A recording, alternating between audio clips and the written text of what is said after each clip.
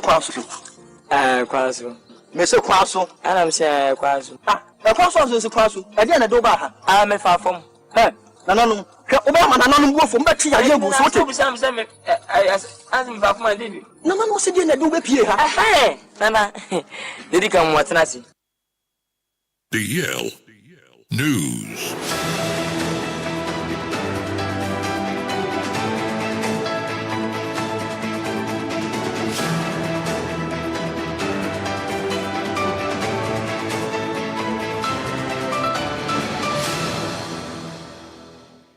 Yen shaka se abona se nfa mu nsem nyinada enhwen honom emfa so awie ya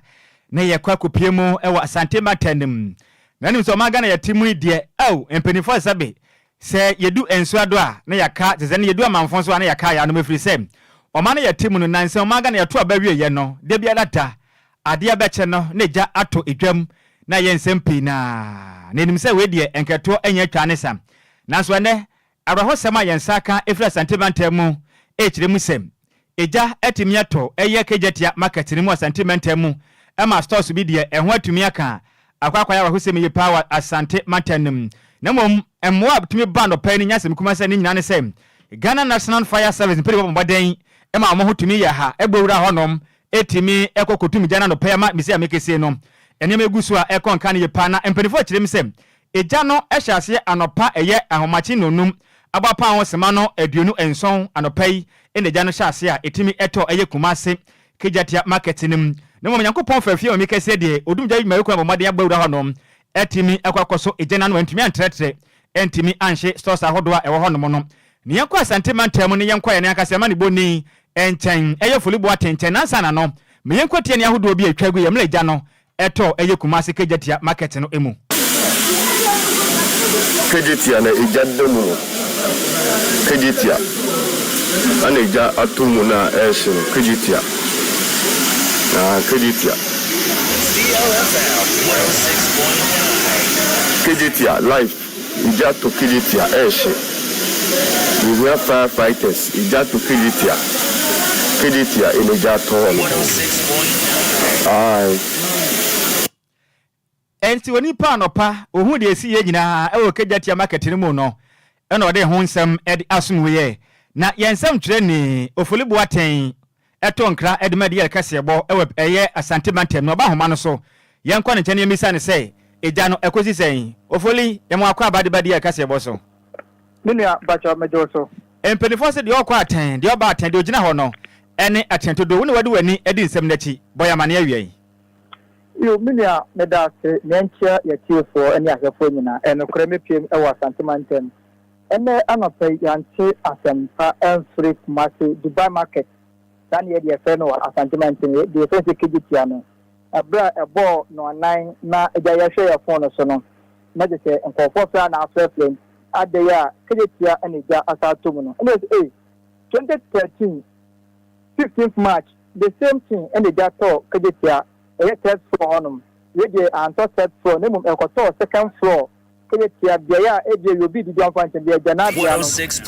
honum ana ye ejano esate ya na ejafade pie na ewo honum na abra eba asa no omo a no mo ye security that time ewo honum edikan efre ye fire service for dumjafo mo ye ntempa na abebe pie honum se ne be ya ejana asate ewo kejitia no omo timi adum ejano enokwe dumjafo no eba bedru ye no ade se omo timi estate se omedum ejam ne mum stores makom yenu ena ejan estate se asia dumjafo ebe boy na kejetia inside ho na ngasa no ye wo ye fire station ni bi ewo ho no ma omo so eboa ye emeja no omo tim edum no na no anya ne pialo edima Ashanti region fire service for DO2 Peter Ade edin komo no je enu kro eja ne de tam omo ti ye no mo ndele kra esense player SN e kam akoye se Asante mantem yankwa eja ahihie ye kan makoma yenya be 90 ediokono e wasante mantem yankwa ana odi bi ye fa to se okopiem e wajeso a last 2 weeks eja to honom na sense ejeso no na omo tender na asen nti omo frɛ eye konongofo e mo ba bedum ejan edima omo sense omo hwe kwa chinchin no mo bedum jane sa na eye na ahometi ye to da de sede e de fa fi de kese so ama mpenifo wa bem ate se ɛyɛ asante radio 47 constituency ɛna waa sei na saa 47 communities anase constituency na waa no ɔmo tendency a ɛwɔ region mu nyinaa no ɛyɛ mako 23 and saa 23 sɛ how bi ba na sɛ bia next constituency ɛbɛn no na ebi ni hɔ a ɛyɛ na ahometipa yie nti ɔbɛsrɛ sɛ mpanyinfoɔ ɛmmoa na ɔmo nya ha sɛ ne bɛyɛ a tendency a asɛsɛe ɛwɔ ɛmpo no ɔkyɛ 23 no ɛnyɛ ne nyinaa mpo na ɛyɛ adwuma o ebi wɔ na asɛsɛe ɛna esisi wɔ abɔablewa ebi wɔ kora mpo ntumi nkɔ mmirika sɛnea ɛsɛ ɛkɔ ɛwɔ ne n'ahohare so no ne nyinaa no ɛyɛ haw a ɔmo ɛfɛ mu hɔ no ɔmo de adesrɛdeɛ ɛde to mpanyinfoɔ no mu sɛ ɔmo mmerɛ na ɔmo ɛboa ɔmo sɛ sɛ gya atɔ ɛwɔ kɛyɛ tia no deɛ last 2 years deɛ nom sɛ nkɛtoɔ atumi atwa ɛwɔ kɛyɛ tia hɔ nɛnɛ no ɛno akora no ɔsade yɛn fa to nsuo tɔe ɛwɔ asantema ntɛm yɛsɛ yɛnim sɛ baabi a mowɔ no nsuo tɔe deɛ a yɛntumi nkyerɛ na ɛno n'akyi no ɛne yɛbɔ mmɔden ɛne ɔpanyin a ɔyɛ president federation of Kumasi traders ɔwɔ kɛyɛ tia hɔ nom ɛdi nkɔmmɔ ɛna ɔkyɛ sɛ yɛfɛ no nana pɛmpɛ ɛna ɔkyɛ sɛ ɛno kora gya ne deɛ ɛyɛ sɛ ahye ɛnyɛma pii ne mmom ɔmo de adesrɛdeɛ ɛbɛto mpanyinfoɔ nim sɛ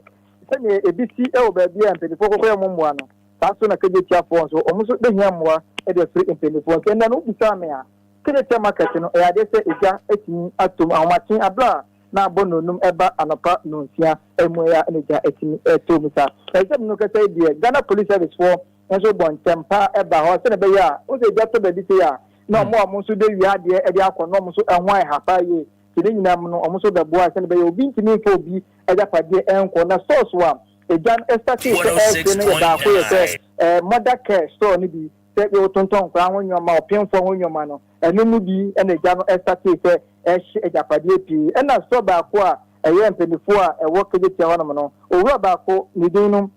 ɛde Mr. Kofi Dufoɔ ɔno nso yɛ managing director ɛde ma KCML ɛyɛ kegyetia market hɔnom no de fɔm a ɛwɔ hɔ no ɔno nso de tuo nim sɛ ɛno kuro saa store baako no a ɛno de to mu no nipa na kuro so no bɛɛ some months kakra na mmom ɔmo nim sɛ hɔnom na egya no start yɛ anaasɛ start wɔ baabi a mother care no wɔ na agyapadeɛ ɛwɔ mu no de ne nua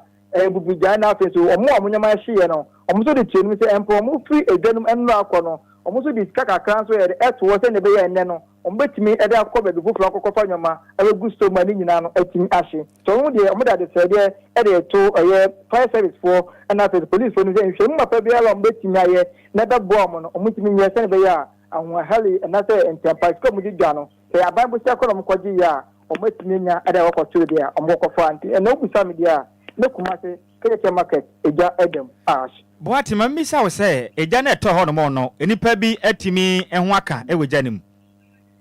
minia medase ɛsan sɛ ɛtɔ mu ahomakye saa no kɛgye egya na nkasa ɛbɔ enyimle nonsia na security guide na ɛwɔ hɔ no ɔmo yɛ maame mu a ɔmo bɛtɔ dwa ɔmo bɛtɔ adeɛ mi nyinaa to dwa normal lɔki ne nyinaa na ɔmo kɔ ɛbɔ 5:30 ɛde ba de tia na security for na sɛ bebe ɛde ato sɛ ne bɛyɛ a obi a bɛpa de ato watumi enye de atɔ na nyame adom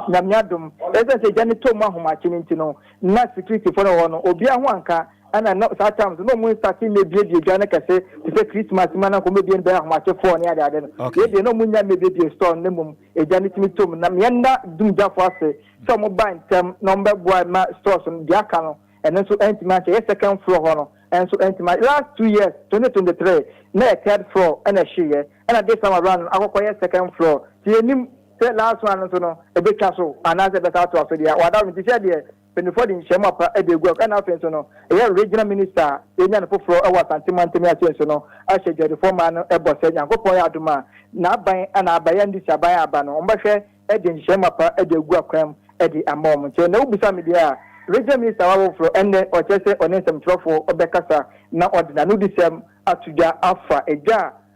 ja atimi atom okeyetia no na de penifo nso bɛka kyɛn report benya no na ɔne nsɛmtwerɛfoɔ nso akyɛ ɛwɔ Nwadaroma boaten kwasoafo ne de akyire beto benku beto ne fani me bɛba wo nkyɛn abɛgye mu enkyire mu nso meda ɛne a wɔti ye ɛyɛ ma ne boni a ɔtɔ nkra ɛde ma de yɛkasɛbɔ ɛwɔ sentimentam ne den ɛde ofoli boaten ɛno mu nsɛm ahodo atɔ edwa ɛwɔ Kumasi kegyetia market ne mu no egya eto ma homache mu nkyire mu nyinaa ɛne yɛde asomwe yɛnto akasɛbɔ no so aban akɔyɛ yɛ kantamanto adwadifo a ɔmo stores hye yɛ wɔ yɛ obɛpa obosome ne de toso mienu wɔ mfimpi mienu ne aduonu num ni mu ana omampeni eye John Dramani Mahama ne na aban akoma omo eye 1 million Ghana cedis se omo fa endi omujuma na sa adoye omo koye ye enam eye nsrahwe Kantamanto Traders Association ekogina de ma ekuodu miensa ekọ nsrahwe we ye omampeni akachi na ye omampeni John Dramani Mahama ehye omo bose obeboa wom intibua bona o hye wom no ene ne eye 1 million Ghana cedis na odi akoma omo se omonfa endi omujuma na nipa ogina omampeni anemu ekoye sa adoye eye chief of staff eye Julius Debra ana o chese ya ade aban no ebo omhomodin ase omobeba besi eye modern market edi ama adwadifo no se na ebe ye omugedi ebetimi etumpon ewo omanim no omosaso den hyehye pa egu akwam se na ebe ye ahoban bosam so ebe kosoro Edika ya mamu bieni yako enye aboso jusem kra sebio se adia odi mfiri do ya na dako peko jato mwa nse hadwi ndio mampalicha se yama montia se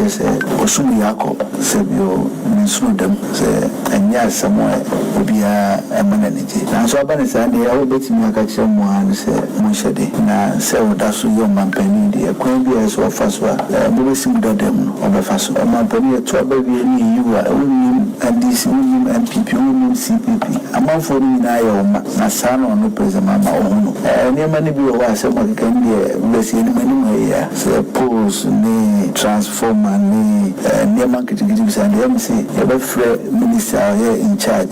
no hwe electricity for ni sano se mampani ama wa kwanja se ni mani ya hwe na sano man na se be at least betini ahye nema se adase na se bi ni etutu atomo no ejapadi won't mean ka say ono zo nka he because amount for because be about 50 200 120 o ma beni so say oni na buy ejina Ghana fo nyina nemu epe sika podu na ma for de 1 million Ghana cedis atosu bi o so ya o ka say mo so ka bibi say ni mo akasa mo ahye bibi asise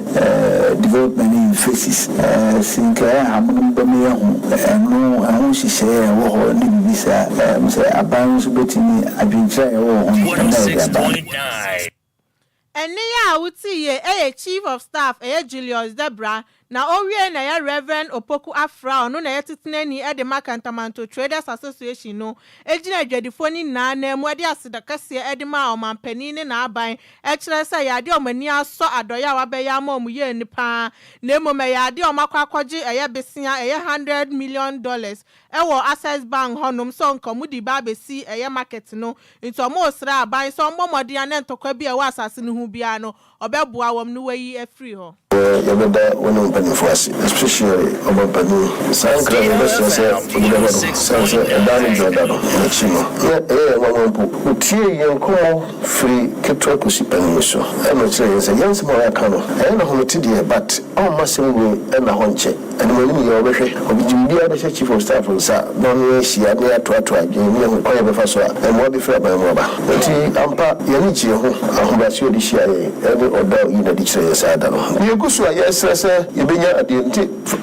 electricity for the yense sa 25 post na on the beba abaye no ahwe ya de California to yes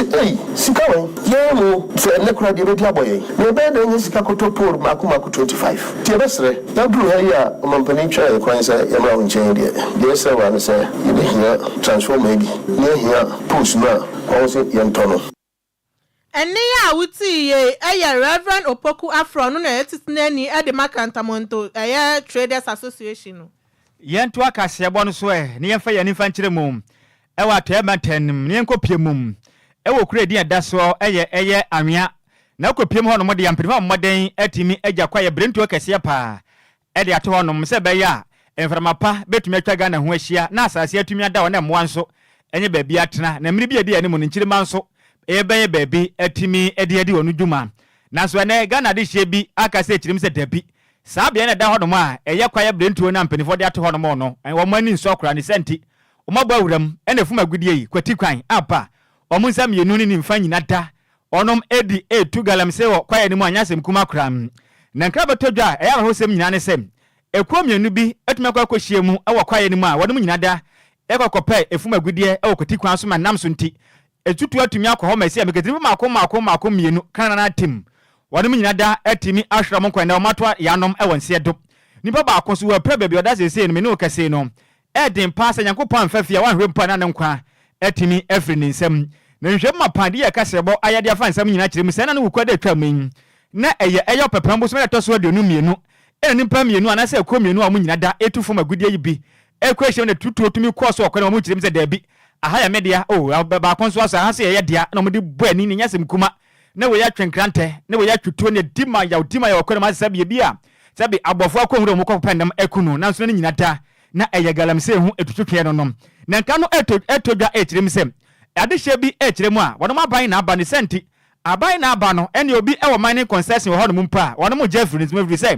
aban na aba no mabere papa enene aban na banti galamse no Ghana for mumpo won betu ni nyina ewo asase ne so na eno ne kofa mentemu ase ba ye ndemi kase no etutu atimi akoso ewo ye Anwea Forest Reserve eno no wo atoyema ntemu ene nipa makom yenu wonom afemu etimi ahwere wonom enkwam na mekese no eye Ghana eye Forestry Commission privo modern etimi privo modern fo onum ni akire enkwahwehwemu na nipa bofo modern etufu magudente entimi enso mu pagi se twe ne fom ko gina emra nanso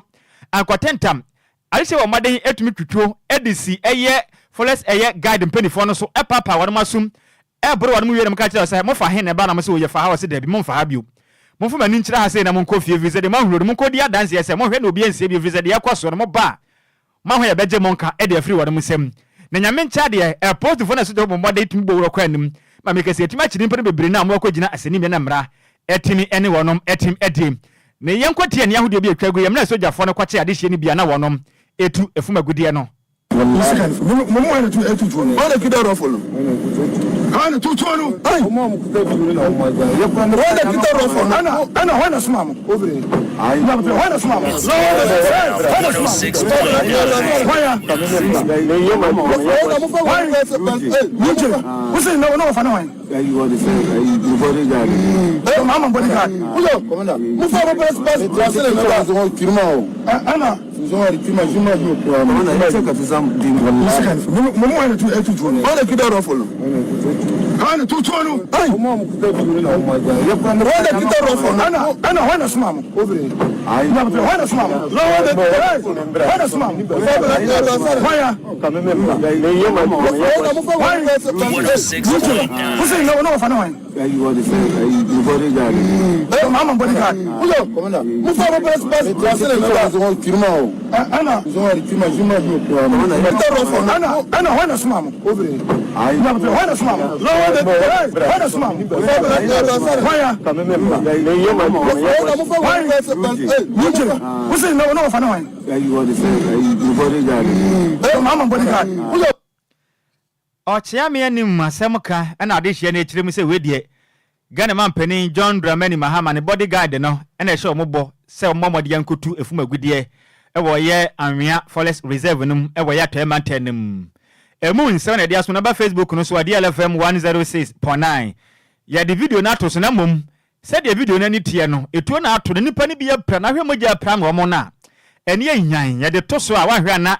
omatumi omoden agye Facebook account ndi afri yensem enu nti anama video ne ba omoden iron black and white no na emu awrehosem awrehopa na de asie ne mu ya se de biada Ghana yetu ye hofo saa so nipa nti ase magalam senti nipa tuawu ba ko apra yo sikapa yento aso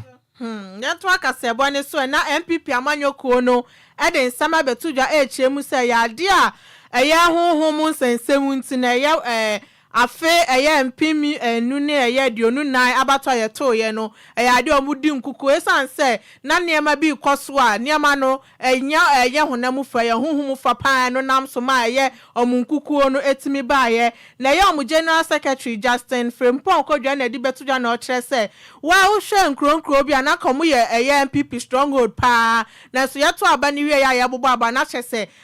wamu vote ni crampo de endu se na omo expect se ebetimi adu no we na one nsɛmtwerɛfo twetwe nkomo na ɔkyerɛ se enam niema bi nso nti ono on pese obeka anenam so bibia etimi esi se sanse omo pro performance anenam so mo munkugo na etimi bae na sofu bi mpa na akomo bɔ machi dom ewo hunhum fa no esanse ebufuo ne niema bi ana enkoso ye nti no omo yi omani ede ma woma eno nam so mind dis amanyoko no etimi di nkunim ewo afimpim yenu ne adonu nan abato onimu and then therefore finish. Said they are so for it's about 12 country. They say again so. So not my juma. Debate my argument my by the Lumba make. Since spiritual we lost the elections. If it's a Sebi, a sophobia there's almost original my. Sebi ma memoria or more common national bonfire. Yeah, papa more common national bonfire my party or what tonight. It's a before Uncle Basse 16 regions. I said LP before FR4 fresh from Monsabanian bottle. They say intimacy. If it's a then now, you control by Saturday. It's time for Dodona so Mukotraman. Oko North are the same. Oba Dona the same. Afu same. Ashanti same. Western region. They be almost Mukotraman. Every time they say we need to massive. If you say ABI as far for some Mukotra, okay, as far for the some ABI constituency as far for Muntaman Pondomoto or ABI Domu Kabina for two. But for a strong goal, it's the Kobase, ABI Sunyani West, Sunyani East, Domu Kabina. It's Midi Nkuku Saba.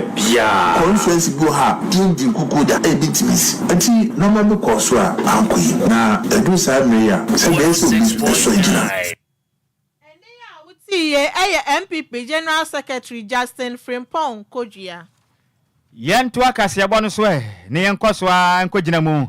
e wo manga na jamra se bedwam. Na make say National Democratic Congress ndis amanyuko no. One majority caucus a ono mo ma se bedwam abomoden atumi apaw akanifu from bede omanim aboama amanyuko njese ene wonom dwumadi ahodo mudi efamra ho ma se bedwam no ene ma atumi akonkan ede ama NDC amanyuko no na Ghana fo nyina baka ya aka ne eye former majority leader ewo parliament ede ma NDC amanyuko no ono kure wa binye pa ewo sikasem ne din Dr. Kessel Atoba Force no e ma se bedwani ede ma de sha wono adwumako enyan eye esem eye abato empesu asom na meka se Ghana mampeni John Dramani Mahama Bonidin so nkwaye eye fotosanfo nkwaye omagana sikasem sunti ama masebedwam se ono ba kwaye dom kese ne ba no dini no wanom atimi agya sa adwumadie no ade ato honom na meka se nso okopiem a opani pa wono no oye masebedwani ede ma ade hia wonom aye boko central ne din ede honabo eye Mahama Yalga ono na esi ameka se ndi se manyuko no atnase apa woni se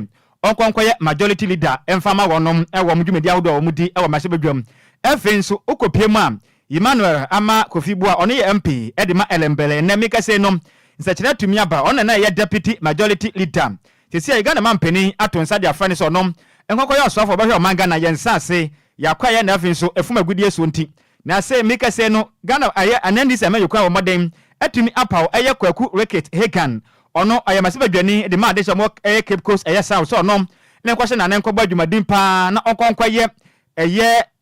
onkwasha na nana nkobba nyumaden na onkonkwaye eye deputy majority leader enfama NDC amanyuko no afin so eye Roxen Nelson de Fiamapo oye masebadwani de ma de hia wono mo eye south day meka se no Ghana mampeni abonidin se ono no okwakobba dwumadin yepa akọ Ghana yakwan na afi so akwantemponsem so ni senti ehu akwan mani samanyuko no asatenase aya nhyehyaya ene opani pa ono na oye Kwame Gavins Agboja no ono na zia meka se no na anko oye majority chief whip nanso ne mpirifo tenase aya nhyehyaya ma eye Roxen Nelson de Fiamapa ono ye mahye a ode ma adesha mo South day no akwakohye nanan akọba adwuma se eye majority chief whip e de ama NDC amanyuko no evenso ye ma me comfort eye Kujo eye Gansa onso oye mahye de ma adesha wono mo ada na meka se no eye NDC amanyuko no atimi atenase ayi ni se ono no onye chief eye first deputy minority chief whip enkwakwache eye Richard champon anan na ne ma entimi kokeye pam emfama NDC amanyuko no na masebadwuma chiama hene eye right honorable Kings was na babin ensemu e mahye bedwam of selected leaders of the majority caucus for the 9 parliaments. I make reference to above subject matter and trust that this letter finds you well. In accordance with the established parliamentary procedures and practice, I write to formally inform you of the selection of the leaders of the majority caucus for the 9 parliament of the Republic of Ghana. Pursuant to this, and following extensive deliberation by the National Executive Committee and in consultation with the NDC majority caucus, we have designated the following honorable members to the leadership positions on the majority front bench. 1. Majority Leader, Honorable Mahama Ayalga. MP for Boko Central. 2. Deputy Majority Leader, Honorable George Kweku Ricketts Hagan. MP for Kiku South. 3. Majority Chief Whip, Honorable Roxton Nelson Kwame Eche Dafiamako. MP for South Down. 4. First Deputy Majority Whip, Honorable Comfort Duyu Kuju. Any awoti ye a massive drum at Chamehine. Right Honorable Kings for Suma Nabapen, Nene, and I would teach now. We soon not yet die and walk of fire and a boy from Cratway back as a bono. They are creating a betting in a Ediafrihonum, Ediamamo.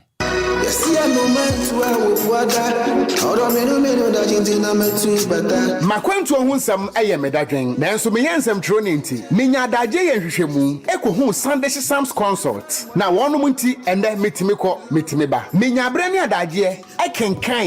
ye investigations about womo na mehu se wo apply for visa assistance a emfeli efri se wonom ewo track records madansi die nie ma menintrel Sunday Sam's consult edi Britia webi ebeje wo visa amount. Say we call United Kingdom, Canada, Dubai, Poland, Croatia, Nafe Kradia, Serbia, any Greece in so abeka ho work permit etechere. Ma mentre wo mo etchere kwan. Sunday Sam's consult ewo Ofanko barrier, Asofan, our Bay Wise Park Hotel, ewo Asofan New Station honomo. Phone number 0244 291546. Email address nso samuel626@gmail.com. Yeti ehudi enti we connect dreams with opportunities. Emanenye wadwendwen frɛ wonom na nso bedi adanse empo asede media.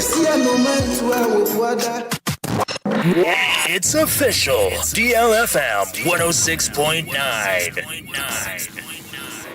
Yemamo akwaba afe yentu akasebo ne so ewe enigedie mu na emom yentie we embra. Abiwa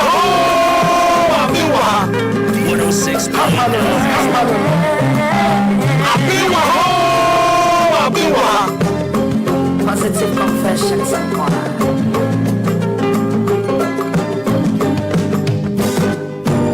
am human,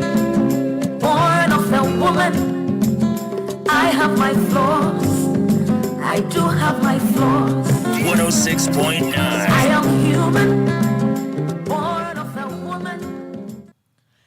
Ghana nyum tuni Dina Entry Hamilton edenyon fofra ba watu ni dim perfect God na yade o ne silver lady etwetwe nkomo wa benwa ha drive show ne so ewe ye DLFM 106.9 ana ochire musa yade anyom no ewo eye digital streaming platforms ni na so nti so pese unko na unko ti a obetimi akọ streaming platform ne so akọ bi ni wetie na ochire ma ayade a anyom no watena so fiti eye afempim mienu ni aduonunum ewa abre aye COVID-19 eba aye no na afi na Nyankopon ene na kasa no se obe release ni wa afempim mienu ni eye aduonunum nim nti nenyon fofora aba aye perfect God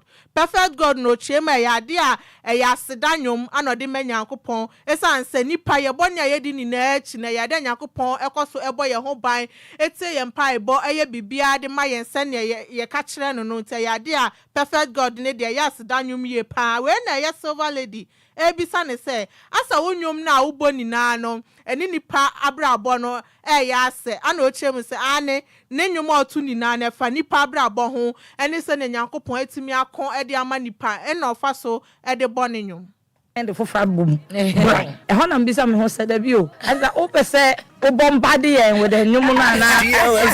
Intentional so o bombardie with the numuna you say. This baby I do not when you the my dia. You better abon. Said your castle what oh how castle. The my uncle dia you the better and you were perfect God but not so for such a long time since COVID 2020 2020 and minya anyumwe and 2025 I feel na year release I've sat on it for 5 years and I nyame say I feel we dey me fam rabont any idea perfect God perfect God na o combination na ya we with enum no and how it's me edo koko ase honum no. Was it intentional? Anyway, yeah, well, kind of intentional. Be a tenure relatable, especially the young ones. Related to. But make at the launch, when those ones was I trying to pay a fire Bible reading, say fire phone and Facebook. It's a very real song, very relatable. Be a kum, and sometimes na ye keke home, ya say buye ho abomfia, buye ho anim tia, ya nkasa ya 106.9 say ne ye nyame fe. But nyame ne ho mobromo no, oda so do yen se me yete. Into the perfect God is just around that. Say regardless of our imperfections, no. Nyame a oye perfect God, no. He loves us regardless. And near would see ye Dina entry Hamilton on a silver lady. Ewa bro motochen komo ewa be wa drive time so ano yade assume. Yen twaka se bontenko piemu ewo Facebook no na dwenkyira Ghana for de aba no. Yente emfiri ho no mo emfama go no we ya piaga no chire mi se o mampenda da John Dramani Mahama ne wa be Ghana mampani bio no. Onya ne papa bia de Magana dada na ye ye da se we nso ye Derek ayete no chire mi se good afternoon yen so ye ma good afternoon ne bi wa senior. We so free Richard ahwe no chire mi se kasebo ne mo de pa na ochia Nhyiraba Kwadwo Sammy bi na afi nso Adwoa Agyei Sikapa na kasebo no chire mi se ye official pa e we Great Station one ma enam DLFM nice e we eye Great Station no chire mi se kasebo no ene Adwoa ene Kwadwo combination na kwayi pa senior yen so ya da se we nso ye mekafui eye gazo no chire mi se good afternoon no say my newspaper mo boy adwuma ye pa na yankopon hyam na adwumaden a mo boy yen so ya da se pa we na Ghana de hye kasebo ne begina we so ni ya bunu kom say pon kasebo mi se mufo eye maze me belantwi ene se mo e de ma yen kofita de ekopie mo e wo Facebook no eso ene ni me ne beso mawie no e di ameje so eye Nhyiraba Kwadwo Sammy bi mene Adwoa Agyei Sikapa yen sorry sina na Adwoa sirki watena so ne mpamfo no ede dia la dwumadie no atwas dem ni send mo kase fidie no en consider DLFM 106 pone mo nyina mo enitia adehye